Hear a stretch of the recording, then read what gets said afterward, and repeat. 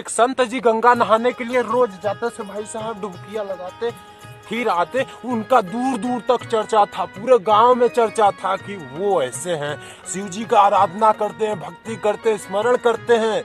उसी गांव में एक व्यक्ति रहता था भाई साहब, वो जलता था, उसको ईर्ष्या होती थी, इस बात से होती थी क्योंकि वो भी जाता था गंगा नहाने के लिए, वो भी आता, शिव जी का आराधना करता, वो भी स्मरण करता, बहुत करता, पर गांव वाले और दुनिया वाले उसको ध्यान नहीं दिए भाई साहब। ये क्या है फलाने ढकाने चकाने, तुम कुछ नहीं, संत है सब। तुम्हारा एक दिन की बात है कि वो संत जी गंगा नहाने के लिए जा रहे थे भाई साहब।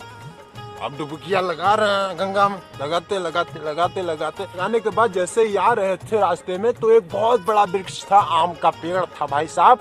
वो अपने मुंह में ढेर सारा पान चबाकर उस पर बैठ गया। अब बैठ गया भाई साहब, जैसे ही संत जी आए उनके मुंह पे थूक दिया भाई साहब। अब थूक दिया तो संत जी कुछ बोले नहीं, देखे तक भी नहीं महाराज।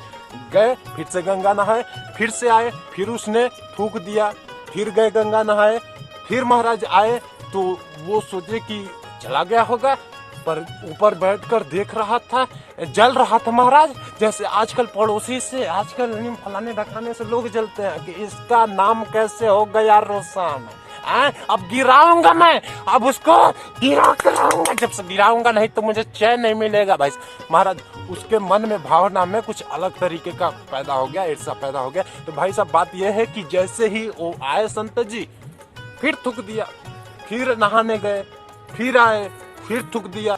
अब कोई रास्ता तो नहीं था, वही एक रास्ता था और बगल में जो गंगा का घाट था वहां पर कुछ स्त्रियां आती थी स्नान करने के लिए भाई साहब। साधु संत उस रास्ते से जाने के लिए राजी नहीं थे कि मुझे इसी रास्ते से जाना है, मैं उधर से नहीं जा सकता। संत जी गंगा नहाने के बाद आ रहे थे तो पेड़ पर बैठकर इंतजार कर रहा था। अब इंतजार कर थूक दिया, फिर गए नहाने।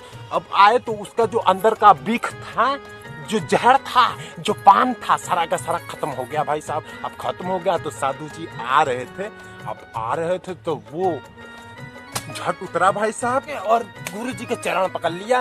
गुरु जी, आप जैसे इंसान को मैंने नहीं देखा, मैंने इतना पान खर के थूका, आपको इतना परेशान किया, आपको इतना दुख दिया, परेशानी दिया, आपने मुझे एक शब्द मुखवा से नहीं बोला, एक सत जुबान से नहीं बोला।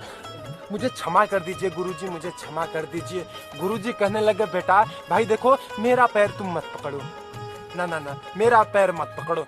बोला क्यों गुरुजी, मैं तो आपके ऊपर थूका हूँ, आप ऐसा क्यों बोल रहे हैं? तो गुरुजी कहने लगे, भाई मैं दे इधर आ, मैं तेरे पैर पकड़ लेता हूँ।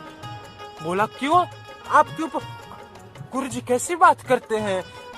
नहीं भाई तू दे मैं पकड़ लेता हूँ, तेरा पैर पकड़ लेता हूँ। गुरुजी बोले, भाई बात ये है कि मैं रोजाना आता था गंगा नहाने के लिए, एक डुबकिया लगाकर वापस चला जाता था।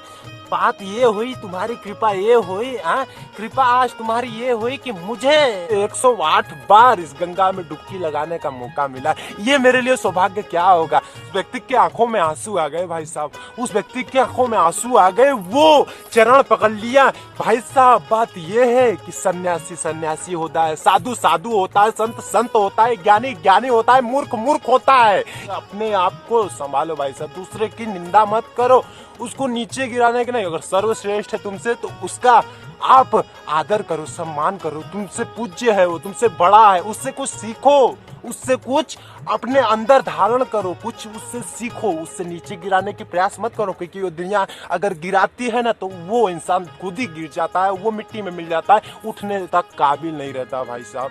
बस इस वीडियो में यही कहना था। वीडियो को लाइक, चैनल को सब्सक्राइब, धर्म को आगे बढ़ा सब्सक्राइब कर लीजिएगा। मिलता हूँ अगले वीडियो में, तक शुक्रिया। जय हिंद, जय भारत, खुश रहिए, दूसरे को भी खुश रखिए। Bye bye.